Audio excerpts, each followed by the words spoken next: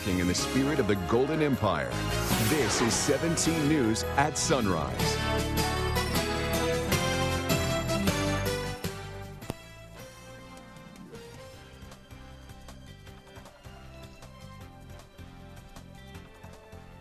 Good morning. Right now at 5, multiple fires break out overnight across Bakersfield, including this one. We'll have details on what happened. Governor Newsom is set to reveal his latest timeline for reopening our state, when restrictions could start to lift, and what would open up first. Thousands of small business owners who applied for an emergency loan may have had their personal information exposed. Who was affected and what was revealed on this Wednesday, April 22nd, 2020. Good morning. Good to have you with us. I'm Maddie Jansen coming to you from my home here again this morning in Tehachapi. We are spanning Kern County still this morning. Alex holding down the fort in downtown Bakersfield, and Kevin, he's in southwest Bakersfield again. Good morning, guys. Maddie, Kevin, it's good to see you both. And again, Good morning. Yeah, it's been such a long time since I've seen you both, just because we are practicing social distancing. But of course, it is good to see you virtually every morning. But Kev, let's take a look at your forecast, because it has been another beautiful day. Yesterday was gorgeous, but I'm just preparing to break out the shorts and t-shirts because warmer weather's on the way, right? You're exactly right. We had some cloud cover yesterday. We're going to deal with a little bit of cloud cover this morning, and it is going to warm up so we can eat out on maybe the patio. I know that I've been eating out there for 6 weeks because guess what? This is my kitchen table. So as we warm up, I think we'll be doing a lot more barbecuing and stuff like that outside, which will be nice. Yesterday wasn't a bad day on the temperature side of things. We hit 72 degrees, and that was, again, below the normal of 77 for this time of year. And our record of 99, that was set back in 2009. Here's a look at the satellite and radar. You can see on satellite, it is picking up a little bit of cloud cover again on the west-facing slopes of the Tehachapi. We've kind of had a hard time getting rid of this, but we are expecting to see mostly sunny skies as we go throughout today and a little bit warmer. 60 degrees for Bakersfield right now with a southeast wind at 3 miles per hour. And as we take a look at the day here, something that we haven't seen in a while, those color changes on the graph. And you can see by 11 a.m. we're at 79 by 3, and we should peak right around 80. For Tehachapi, you're at 46 right now with a west wind at 3. Visibility is good at 10 miles, and as we take a look at the winds, not a problem right now, but I do expect the winds to pick up this afternoon, and we are going to issue a wind advisory until tomorrow morning at 8 a.m., and that is for the Kern County mountain and desert locations, and about 129,000 affected by that advisory. And here's a look at the temperatures for you today, and we will start out in the upper 40s and lower 50s, and then this afternoon we'll expect to see mid to upper 60s. So a beautiful day all around Kern County. We'll take a look at that extended forecast. That's coming up in just a little bit. Alex? All right, Kev, thanks so much. Your time now is 5:03. In breaking news this morning, Bakersfield police pull a woman from a flaming car after a crash in East Bakersfield. BPD says an officer was in the area of East California Avenue and Tulare Street just after 1 a.m. this morning when they heard the sound of a crash. Police say the driver plowed into an unoccupied business and was beginning to catch fire. The woman behind the wheel was unconscious, so officers had to break into the car to get her out before the flames spread. She was taken to the hospital where she is expected to recover. The cause of the crash is still under investigation. New at sunrise and caught on camera, flames shoot from the roof of what appears to be an abandoned building in South Bakersfield. Take a look at this new video from overnight. The fire broke out around 1:30 this morning on East Fairview Road near Union Avenue. At one point, firefighters had to use chainsaws to cut into boarded up parts of the building. No word yet on the cause. And fire crews are investigating another fire that happened in northeast Bakersfield overnight. Take a look. According to Pulse Point, the fire was reported just after 10:30 p.m. at a building near Helt Engineering Incorporated on Union Avenue and Quincy Street. You can see in this video the outside of the building is charred. We're working to learn more on whether anyone was hurt and what caused this fire. We'll bring you those details as soon as we get them. Some sad news to report on the coronavirus fight here in Kern County. Another death was reported yesterday, bringing our total to 4. Here are the numbers from yesterday, and there are now 680 positive cases of coronavirus here in Kern County. That includes 9 non-residents. 262 people have now recovered from the virus. Here's a look at the curve, and this morning, right now, our peak was April 9th. That was nearly 2 weeks ago, but thousands of tests that still need to be processed could fall in the area shaded in red. Public health officials say that does not mean it is too early to tell if we have flattened the curve. And pending tests continue to be a major issue here in Kern County. More than 4,800 tests have come back negative, but over 3,600 people are still waiting for their results. That's 92 more than Monday. The California Public Health Department says there are 7,200 pending tests across the state. That means Kern County has more than 50% of the state's total. Now, broken down by region, here's a look at the number of positive tests per 100,000 people. This gives another perspective on how the virus is spreading in regions based on population. There are a total of 342 cases in the region known as Bakersfield East, or 97 positive cases per 100,000 people. That area includes much of eastern half of Bakersfield, Arvin, Lamont, and other communities. The area has more than 350,000 people living in that region, 100,000 more people than any other region in Kern County. County Public Health Director Matt Constantine says there could be more specific geographical information about COVID coming up as soon as next week. As virtual communication has become our new normal, some people with twisted intentions have been abusing online chat services such as Zoom. A meeting hosted by Bakersfield College on Monday to update staff and students on coronavirus became a target for criminals. An anonymous user posted child pornography during the session. Bakersfield College said in a statement that an intruder Zoom bombed their forum using a video backdrop of a disturbing image. The college kicked the user out of the meeting and called police. Zoom bombing has become a major problem in recent weeks. The FBI issued a warning about using online chat services, and the BPD is urging everyone to be aware of certain privacy settings. So it wasn't a broken system on Zoom. It was because of the way that the meeting was set up, left someone an opportunity to take advantage of that situation. BPD is working with several agencies to investigate the incident. You can find a list of cybersecurity tips on our website, kget.com. BC says an all-campus forum scheduled for today has been postponed. BC did not say if the reschedule was due to this incident.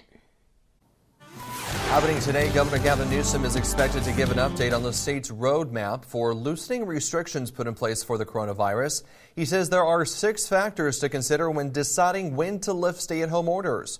One of those key factors requires expanded testing and tracking of the infection. He says there will be a significant increase in testing capacity, specifically in subpopulations across the state. When do you see a little bit of a release in the valve so that we can let out some little of this pressure that I know are all feeling around the stay-at-home order and the like. Newsom says in a state as large as California, local jurisdictions might have different timelines for reopening. Already some counties in Southern California have started lifting some restrictions on beaches and golf courses. Newsom says he'll give an update on his roadmap for easing restrictions every Wednesday moving forward. The governor is also calling on Californians to volunteer. Yesterday, Newsom announced the launch of a new website where people can sign up to help out during the coronavirus pandemic. The program is called Californians for All, and it will match healthy volunteers with opportunities near them. The website allows recruits to pick something they're interested in. The options include food banks, delivering meals to seniors, tutoring, or making masks. Newsom says food banks across the state have lost 70% of their volunteers due to the pandemic. And happening today, the local chapter of the Red Cross is hoping to recruit new volunteers. They're holding 2 virtual volunteer fairs this week. The first is today from 4 to 5 p.m. The second is tomorrow, 11 a.m. to noon. You can register online at redcross.org/CCR Volunteer Fair. The chapter says local Red Cross volunteers are still providing care and comfort after disasters of all kinds, even during the COVID-19 pandemic. The upcoming election this November will not be switched to 100% vote by mail. The Board of Supervisors rejected the proposal at its meeting yesterday. The county registrar of voters, Mary Bedard, pitched her idea to transition the November election to 100% vote by mail. She says the COVID-19 pandemic could pose serious challenges to in-person voting. Bedard added more than 70% of the ballots cast during the March 3rd primary in Kern County were in fact vote by mail. But in the end, most board members rejected the idea. It may cause significant confusion in people, and that confusion could have impacts in our constituents' confidence in our government. I'm confident in the integrity of our process. What I am not confident in is what we are witnessing is a changing of the way in which we run the electoral process. And it is what it makes it more subject to is manipulation. Chairwoman Leticia Perez was the only supervisor to back Bedard's proposal, saying she has not found significant evidence that vote by mail leads to voter fraud. The resolution did not have enough support to even motion for a vote on the matter. This morning, we're waiting to see if oil prices will open trading a little higher after we saw historic lows this week. Oil prices even trading in the negative numbers at some points.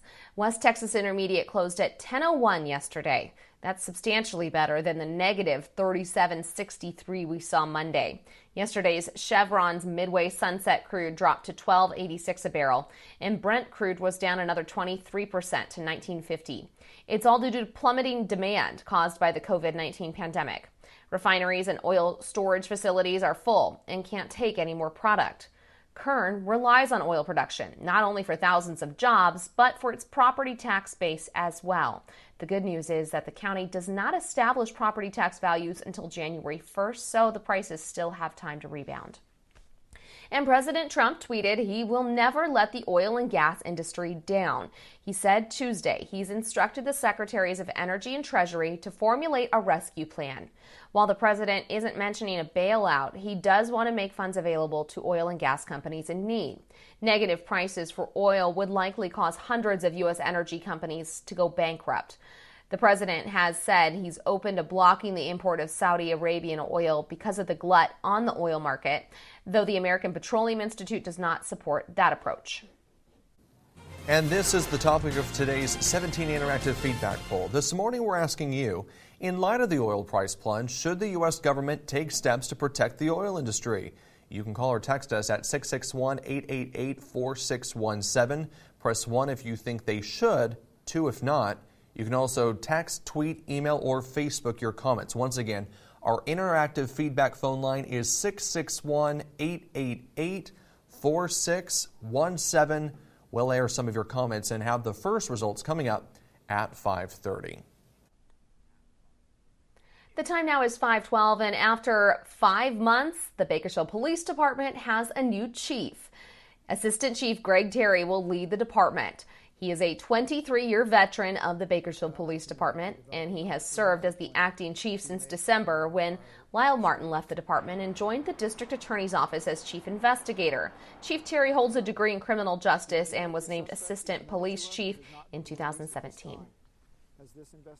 Still ahead on 17 News at Sunrise, we've talked a lot about feeding those in need during this pandemic, but what about our pets in need? What local groups are doing to make sure people's furry family members don't go hungry.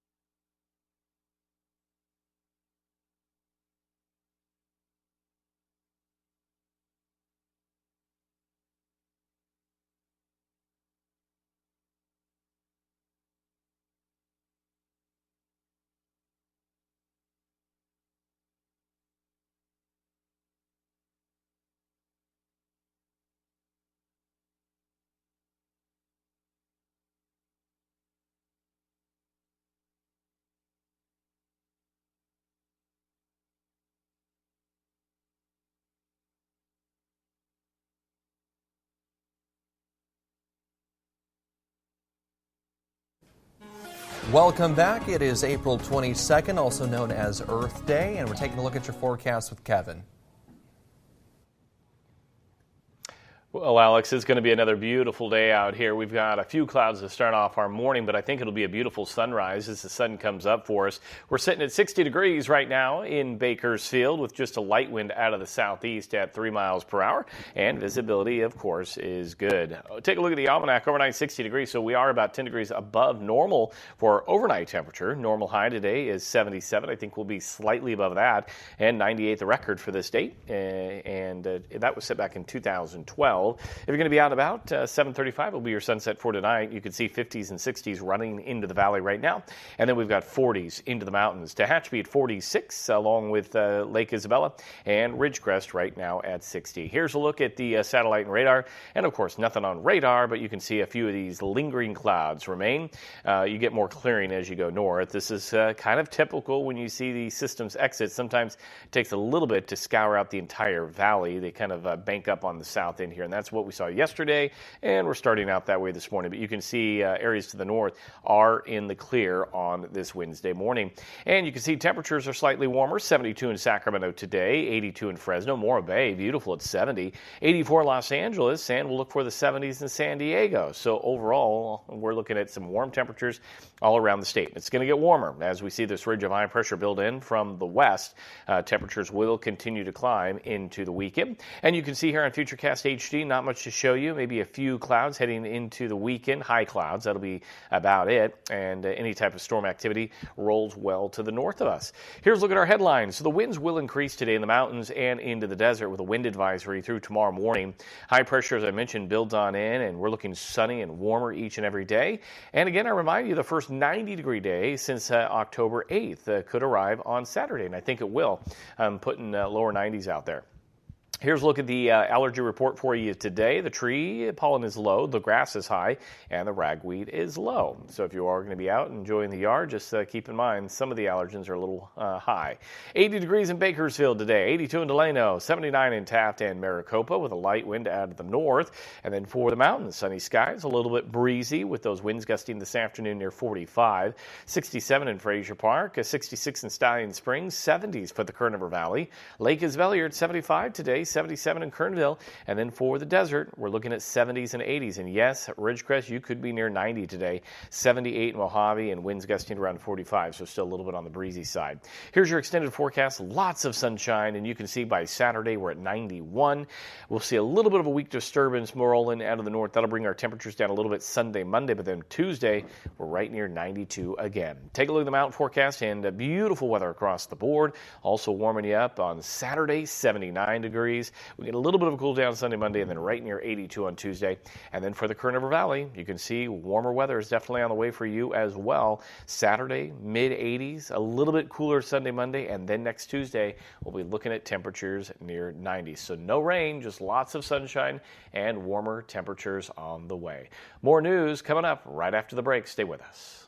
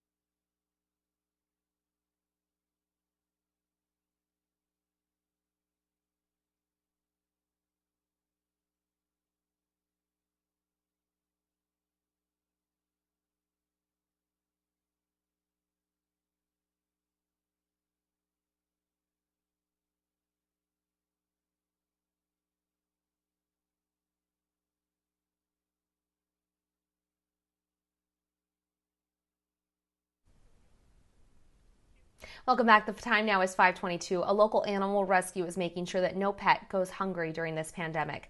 17's Nicole Gitsky explains. Businesses are suffering, people are being laid off, and it's becoming even harder to put food on the table. But it's not just humans suffering, our pets are being affected. When this all kicked off, we weren't sure how it was going to affect the community. In other words, how people who have pets are going to be able to get veterinary care, afford their food, afford treats, afford regular maintenance that they need, regular overhead that they have for their pets. Stories across our county of those unable to provide for their pets. So Marley's Mutts decided to step in and help make sure no pet is left behind. We started getting messages from people during quarantine who were in highly vulnerable categories, so who were not able to travel out and were running out of dog food and either feeding their pets cat food to dogs or bread or cheese or rice. Through fundraising efforts, they have been able to raise over 2 pallets of food. So we decided to reach out to some pet food companies, namely Wishbone Pet Food. Wishbone has sponsored Marley's Mutts now for 6 months. They support our organization from top to bottom. And I was very surprised to reach out to them and have them say, absolutely, how much do you need? We will send a shipment out today. But their generosity can only go so far, so now they need your help. So our intention was just to see what we could accomplish with the food that we've accrued and see how much of an impact we could make. After this week, we will have used all of our resources. But we would love for this program to continue on and for our community to get involved. So, a chance for every dog to eat a nutritious meal during this uncertain time. The number of donations that come in are a tad less, but Kern County is resilient, Kern County is strong, and Kern County believes in its nonprofit organizations. In Southwest Bakersfield, Nicole Gitsky, 17 News. And if you have any food that you would like to donate, you can drop it off at 3720 Easton Drive, or if you can just donate monetarily to the cause, you can find a link on our website, kget.com.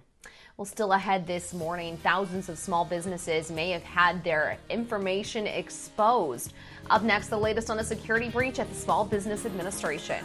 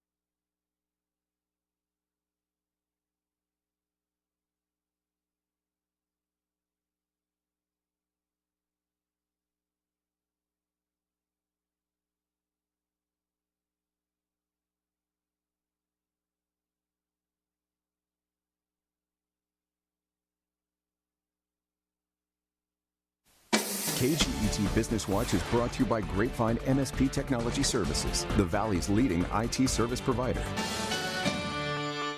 Welcome back in your 17 Business Watch. Thousands of small business owners who applied for an emergency loan from the federal government may have had their personal information exposed.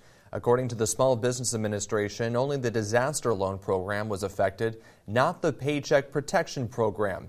Nearly 8,000 businesses have been notified that their information may have been seen by other applicants on March 25th. This is serious stuff. This is Social Security numbers, names, address, birth dates, citizenship status, insurance information, all laid bare. When there's trillions of dollars now in play for the COVID recovery, this information becomes even more valuable.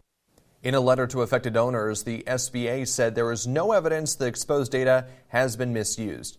It's offering owners a year of free credit monitoring. The Chipotle Mexican grill chain is hit with food safety charges. It has agreed to pay a record $25 million fine in order to resolve criminal charges linked to violations. Those violations led to more than 1,100 people getting sick over a 3-year period. According to U.S. Attorney Nick Hanna, Chipotle did not confirm its workers understood and followed food safety protocols. Chipotle also said it would introduce a food safety compliance program and additional policies and procedures. Still to come this morning on Sunrise, the House is expected to vote on a bill to fund the Paycheck Protection Program. This as several states take steps to ease stay-at-home orders. We'll explain coming up after the break.